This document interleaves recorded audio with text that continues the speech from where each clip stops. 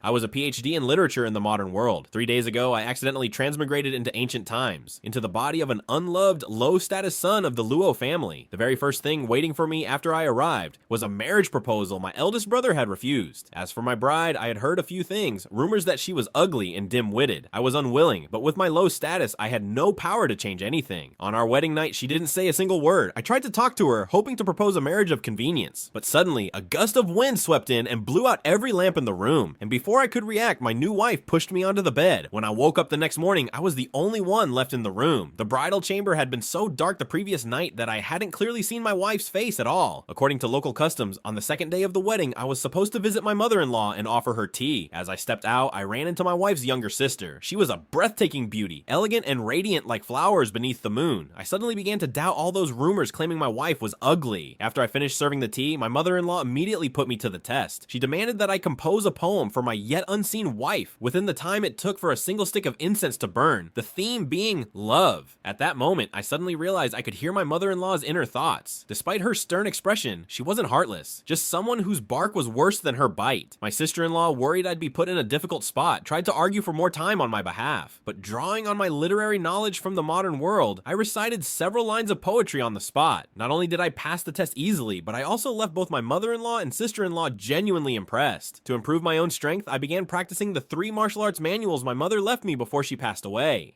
Just then, my wife's maid came to inform me that my wife would visit me tonight and that I should be prepared. So I told my own maid to place more oil lamps around the room. This time, I was determined to see my wife's face clearly. But when night fell, the same thing happened again. A sudden gust of wind swept through, extinguishing every lamp at once. Before I could react, I was pushed onto the bed, and the night passed in the same bewildering way as before. The next day was the day I was to return to my parents' home, and at last I saw my wife standing at the gate. Her face was veiled, and 2 highly skilled maids guarded her sides. I tried to greet her, but her maids immediately stepped forward with such force that I was frightened back.